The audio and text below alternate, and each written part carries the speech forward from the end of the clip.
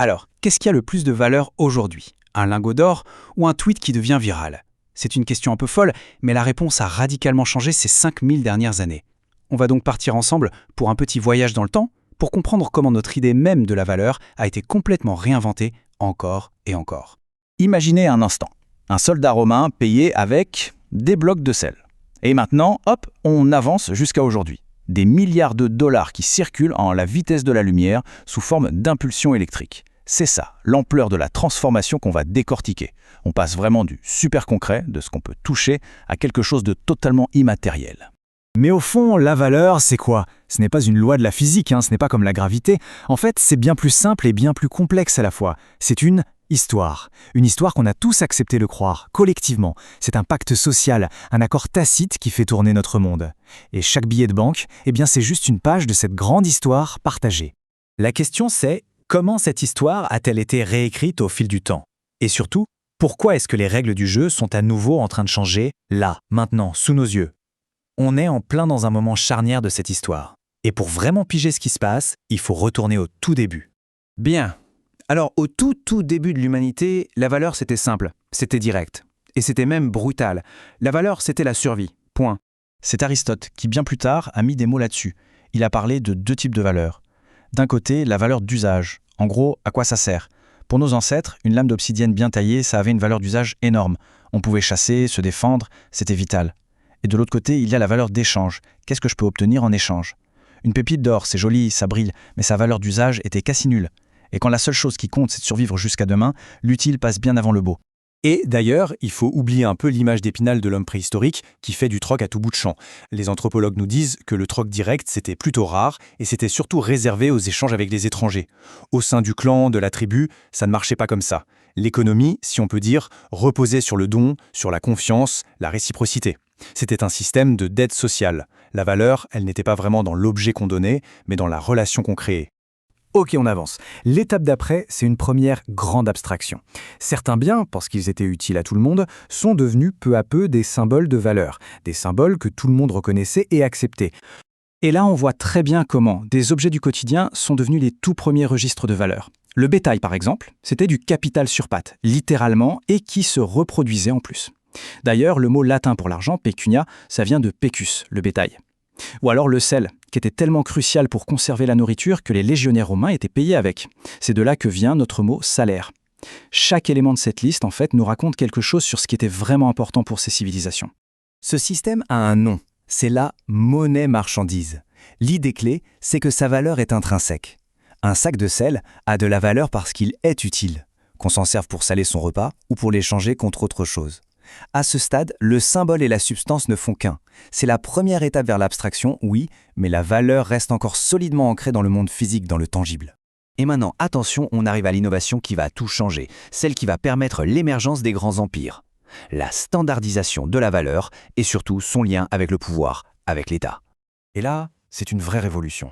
Parce qu'en frappant une pièce de monnaie avec son sceau, un État fait bien plus que garantir un poids et une pureté de métal. Ce qu'il fait, c'est qu'il opère un transfert de confiance. La confiance n'est plus dans l'objet lui-même, dans le métal, mais dans l'institution qui l'émet. D'un coup, ce n'est plus l'or qui est crédible, c'est la promesse du roi, de l'empereur. Et c'est cette confiance institutionnelle qui va devenir le carburant des grands empires commerciaux. Cette chronologie, elle nous raconte l'histoire d'une idée à la fois géniale et terriblement rigide. Pendant des siècles, l'or a été l'encre de l'économie mondiale. Ça apportait une stabilité, c'était rassurant. Le problème, c'est que cette encre s'est transformée en boulet lors des grandes crises. Pendant la Grande Dépression des années 30 par exemple, les gouvernements étaient pieds et poings liés à leur stock d'or. Impossible de créer de la monnaie pour relancer la machine, le système qui avait permis de bâtir des empires a bien failli les faire sombrer. Ce qui nous amène à l'ère moderne. Et là, c'est le grand saut. La valeur se détache complètement de tout support physique. C'est le triomphe absolu de l'immatériel. Il faut essayer d'imaginer le choc. Pendant des milliers d'années, la valeur c'était quelque chose qu'on pouvait toucher, peser. Et d'un coup, on arrive avec un simple bout de papier. Cette citation de George Washington, elle exprime parfaitement la peur de l'époque, une peur très profonde. Si on n'a plus le poids de l'or pour ancrer la monnaie, qu'est-ce qui l'empêchera de perdre toute sa valeur, de partir en fumée dans une hyperinflation qui détruirait toute l'économie? Et pourtant, cette idée qui faisait si peur est devenue la norme mondiale.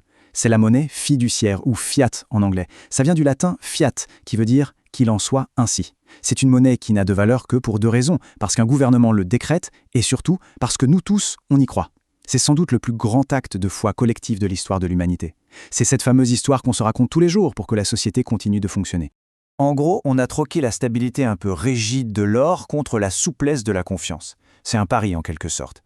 Cette flexibilité, elle est incroyable pour gérer les crises. Les banques centrales peuvent injecter des liquidités, baisser les taux d'intérêt, bref, agir là où l'étalon or laissait les gouvernements complètement impuissants. Mais, et c'est un mais énorme, c'est un outil à double tranchant. Parce que le pouvoir de créer de la monnaie à volonté, c'est aussi le pouvoir de la détruire via l'inflation. Et on arrive au XXIe siècle. Là, cette dématérialisation de la valeur ne fait pas que continuer, elle s'accélère à une vitesse vertigineuse. Le changement est radical. Hier, la valeur, c'était le béton des usines, les machines, les stocks, les lingots d'or dans les coffres-forts. Aujourd'hui, les entreprises les plus valorisées au monde, elles ne possèdent presque plus rien de physique. Leur vraie richesse, c'est immatériel. C'est la puissance de leur réseau, c'est l'attention des utilisateurs qu'elles arrivent à capter, c'est la montagne de données qu'elles accumulent. La valeur est devenue quasiment invisible. Ça pose question sur ce qui définit notre époque, non ? Et tout ça, ça nous amène au dernier chapitre, le plus récent, la prochaine grande rupture, peut-être la plus profonde, dans cette longue histoire de la valeur. C'est simple. Si la révolution industrielle a automatisé et remplacé la force de nos muscles, l'intelligence artificielle, elle, commence à automatiser et remplacer la puissance de nos cerveaux. Ce n'est pas juste un nouvel outil plus performant, non, c'est un vrai changement de paradigme, qui pourrait bien redéfinir complètement ce que ça veut dire travailler, et donc ce qui a de la valeur. Alors, la question fondamentale devient, si la création elle-même, la création d'idées, d'images, de musique, de code, si tout ça peut être automatisé au point de ne presque plus rien coûter, où va se nicher la nouvelle rareté ? Qu'est-ce qui, demain, aura encore de la valeur ? Eh bien, voilà une idée pour conclure. Peut-être que dans un monde qui sera bientôt inondé, saturé de contenus générés par des intelligences artificielles, la ressource la plus rare et donc la plus précieuse, ce sera l'authenticité.